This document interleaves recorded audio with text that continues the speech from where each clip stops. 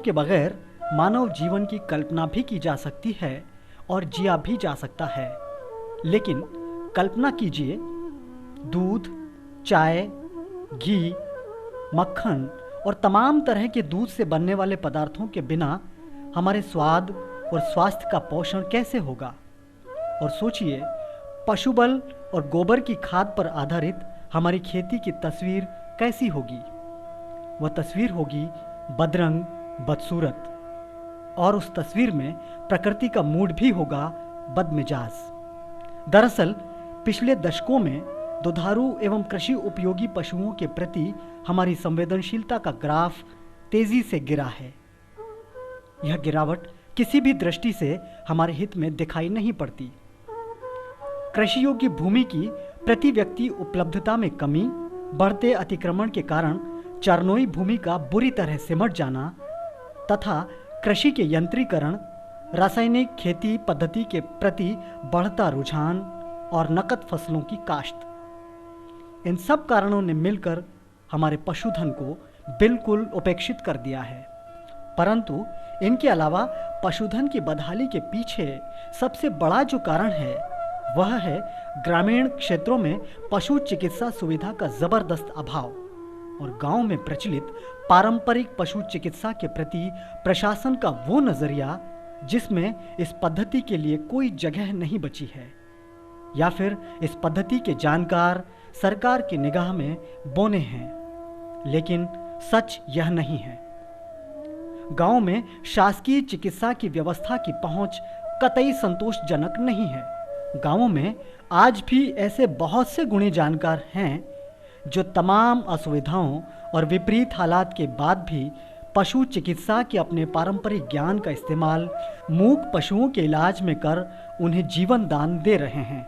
देशी जड़ी बूटियों के जरिए अपने समाज के पुरखों से प्राप्त हुनर के सहारे आफरा, बुखार, नेत्र रोग, जीभ पर गठान जैसी घातक बीमारियों का उपचार बड़ी लगन से करने वाले ये ग्रामीण पशुवैद्य अपने उपचार के उजले परिणामों के दम पर ग्रामीण किसानों का विश्वास बटोरकर इस अवधारणा को तोड़ने की शिद्दत से कोशिश कर रहे हैं कि पशुओं का इलाज सिर्फ शहर के ऊंचे डिग्रीधारी अंग्रेजी दांत डॉक्टर ही कर सकते हैं, जो दरअसल गांव जाना ही नहीं चाहते। ऐसे हालात में गांव के गरीब किसानों के पशुधन को रोगों से उबारने की महती जिम्मेदारी इन गंभीर और अपने कर्तव्य के प्रति बेहद ईमानदार पशु वैद्यों के कंधों पर होती है। किसी जमाने में हमारे देश में दूध दही की नदियां बहती थी, लेकिन अब वो वक्त नहीं रहा। पशुओं की दिन ब दिन खराब होती हालत ने यह जाहिर कर दिया है कि पशुओं के प्रति हमारी संवेदनशीलता में कितनी कमी आ गई है। हमारी खेती की नीति में पशुओं के लिए कोई जगह नहीं बची है। जल, जंगल, जमीन का चौथा कोण पशुओं पर जाकर खत्म होता है, लेकिन इस अवधारणा को हमने खारिज कर दिया है और यही वजह है कि आज पशुओं की हालत चिंतनीय हो गई है। इस स्थिति को हमें सुधारना पड़ेगा, तभी पशुपालन को लाभदायी बनाया जा सकता है। ये हैं ग्राम कुंवारझर के निवासी जालू गरवाल।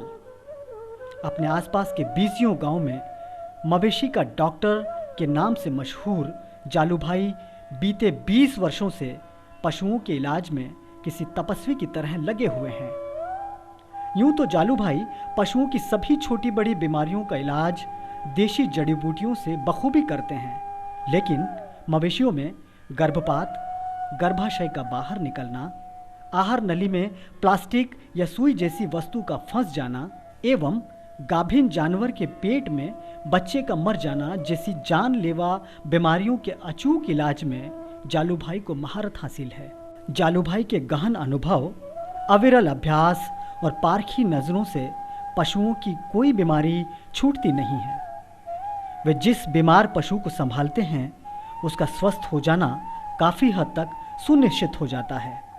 जालू भाई ने कठिन रोगों के उपचार के लिए खास तरह के औजार भी विकसित किए हैं, जैसे आहार नली में हाथ डालने के लिए पशु का मुंह खुला रखने वाला लकड़ी का औजार, पशु के गर्भाशय से मृत बच्चा निकालने के लिए एक सिरे पर विशेष गांठ लगी सूत की रस्सी। खुद के द्वारा बनाए गए इन औजारों की मदद से जालू भाई मौत की कगार तक पहुंच चुके बीमार मवेशी को जीवन के खूंटे तक वापस खींच लाते हैं। जानवर जो पंछू जानवर हो वो प्लास्टिक खा जाते हैं और चप्पल खा जाते हैं, कहीं खील विल खा जाते हैं, वो बागोलने के समय उसको वापस आहार नाली तक आ जाते हैं। इसलिए मैं उसको देख करके उसकी जांच करके, ये मेरे पास औजार है, इससे मुंह में लगा के मेरा हाथ यहाँ पे डाल के मैं उसको निकाल लेता हूँ। और गाय या भैंस का बच्चा मर जाता है पेट में, तो मैं इस रस्सी से गाय को जहर नहीं फैलाने देता हूँ। इस रस्सी से मेरा हाथ डाल के उसको सावधानी से सीधा करके निकाल लेता हूँ। और जिंदा बच्चा हो, बछड़ा जिंदा है तो मैं मुंह में आंगली डाल के उसकी जांच करता हूँ जिंदा है कि मर चुका है। तो जिंदा है तो उसको आंगली डालने से वो उसकी जीवन हिलाती है और उससे इसी रस्सी से मैं उसके माथे में पहना के मैं उसको सावधानी के सीधा पैर वेर करके निकाल लेता हूँ। और आफरा हो जाता है तो मैं जड़ी बूटी से करता हूँ। क्या क्या जड़ी बूटियाँ हैं तुम्हारे पास? उस आफरे की जड़ी बूटी हमारे सब बीमारियों की जड़ी बूटियाँ क्या क्या? सब बीमारी को एक पीली पहाड़ है, पौधा है, और एक काली मूसली है, एक चिम्मल की छाल है, अयड़ू की छाल है, और हेतरी की छाल है, और एक तणस झाड़ है उसकी छाल है। इससे 84 जैसे 84 जीवन है, जैसे 84 झाड़ है, इसमें हम छाट के दवाई बना लेते हैं और टेस्ट करके ही बनाते हैं। कौन सी दवा काय काम करे वह हमको मालूम है कि ये। जालू भाई पशु चिकित्सा के प्रति अपने गहरे समर्पण के चलते समूचे अंचल में खासे लोकप्रिय हैं। मवेशी के गर्भाशय में मृत बछड़े का पता लगाकर विशेष रस्सी के जरिए वे जितनी खूबी से पशु का कृत्रिम प्रसव करवाकर उसके प्राण बचाते हैं, उतनी ही दक्षता से वे जुगाली के दौरान पशु की आहार नली में फंसी पॉलीथीन या अन्य अखाद्य वस्तु को बाहर निकालकर पशु की मौत को धता बता देते हैं। इन जोखिम भरे कामों से जालू भाई ने क्षेत्र के सैकड़ों पशुओं का जीवन बचाया है। जालू भाई पशुओं में खून चूसने वाले परजीवी कीड़ों को मारने के लिए नींबू के रस में हल्दी पाउडर मिलाकर पेस्ट बनाते हैं और उस पेस्ट को पशुओं के शरीर पर मल देते हैं। इससे पशु इन कीड़ों से मुक्त हो जाता है। ये पशु टीकाकरण कार्यक्रम में भी हाथ बटाते हैं। सन 2002 में मध्य प्रदेश सरकार के तत्कालीन कृषि सचिव ने उनके गांव पहुंचकर उन्हें सम्मानित किया था। जालू भाई की भांति ही अनेक पशुवैद्य चुपचाप अपने काम को बड़े जतन से अंजाम देने में जुटे हैं। झाबुआ जिले के पेटलावद विकासखंड के ग्राम कासियाखाली के दीता भाई मवेशी में दस्त रोग के उपचार के लिए जंगली जामुन व इमली की छाल को बराबर मात्रा में पीसकर उसका स्वरस पशुओं को एक नाल दिन में 2 या 3 बार पिलाते हैं। उनका यह इलाज पशुओं के लिए काफ़ी मुफीद होता है। दीता भाई पशुओं के आफरा रोग का भी शर्तिया इलाज करते हैं। वे अधिक खाना खाने या सड़ी और फफूंद वाली घास खाने के कारण आफरा से ग्रस्त पशुओं को कड़वी काचरी, प्याज, अजवाइन व जीरा को पीसकर छाछ व नमक के साथ दिन में 4 नाल पिलाते हैं। झाबुआ जिले के पेटलावद विकासखंड के छोटे से ग्राम रूपगढ़ निवासी वीरू भाई चोयल भी पशुओं की चिकित्सा के व्रत को निभाने में जुटे हैं। वे पशुओं को बुखार आने पर कांटे वाले धतूरे की जड़ को पीसकर प्रतिदिन आधी नाल पिलाते हैं, जिससे पशु का बुखार उतर जाता है। इसके लिए वे नाय चूर्ण भी बीमार पशु को पिलाते हैं। पशुओं में होने वाली खूनी दस्त का इलाज भी पूरी कुशलता के साथ करते हैं।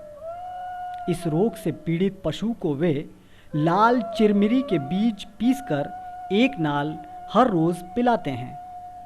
इससे बीमार पशु स्वस्थ होने लगता है। एक और पशुवैद्य बदू भाई गणावा भी पशुओं के इलाज के धर्म को निभाने में जुटे हुए हैं। वे पशुओं के कई रोगों की अक्सर दवा जानते हैं। बदू भाई पशुओं की आँख में फूला होने पर आंकड़े के दूध में ज्वार के आटे का मलहम बनाकर कनपट्टी पर लगाते हैं। इससे पशु को काफ़ी आराम मिलता है। बदू भाई पशुओं के बांझपन के इलाज में मीठी दूधी के 20 से 30 ग्राम पीसकर लगातार 8 दिन तक पशु को पिलाते हैं तथा थूअर की 50 से 100 ग्राम जड़ को 2 दिन तक दिन में 1 बार खिलाते हैं। यह इलाज भी अपना असर दिखाता है। इन पशु वैद्यों को स्वयंसेवी संस्था संपर्क ने पशु चिकित्सा का प्रशिक्षण देकर इन्हें पशु चिकित्सा किट भी वितरित किए। इन प्रशिक्षणों के दौरान पारंपरिक पशु वैद्यों की क्षमता मांझने के प्रयास किए गए ताकि वे पशु रोगों का सटीक और त्वरित इलाज कर सकें। छोटा बच्चा खून की दस्ता हो जा, ये बड़ा डाढ़ा ने हो जा, इन्हें जड़ पावड़ी पड़े, जड़ पावड़ी पड़े और मिश्री मिला के जड़ में पिलाई दो, ये दस्त बंद कर हो रहा है। और मैं संपर्क द्वारा टेलरिंग दी थी, उससे हम गांव में जाकर ये दवाई देते हैं पशु ने, देसी दवाई जड़ी लिए। उस दवाई से पशु अच्छा हो जाता है। कोई डेंट की हो जाती है, कोई बुखार आ जाता है, कोई छाला हो जाता है अंदर पेट में, तो ये लीम गलोल है, नीम है और कोई ऐसी कड़वा दूधी हैं, ऐसी जड़ा बूटी दे देकर अच्छा करते हैं। क्षेत्रीय स्तर पर संस्था ने पशुपालन की समस्याओं पर विचार के लिए कार्यशालाएं भी आयोजित की। पशुपालन का महत्व इस नज़रिए से भी ज़्यादा है कि हमारी आजीविका में सबसे बड़ा महत्वपूर्ण है पशुपालन। यदि हम अपनी कमाई देखें और अपने रहन सहन खान पान घर की जो हमारी घर भी चलता है हमारा, तो उसमें पशुपालन की बहुत बड़ी भूमिका है। पशुओं की लगन और मेहनत जहां पशुओं के जीवन को बचाती है, वहीं उनकी दक्षता यह साबित करती है कि वे कमतर नहीं हैं। हालांकि इनका रास्ता है बहुत मुश्किल, बावजूद इनके इन सब का काम और इनका वजूद दोनों कायम है।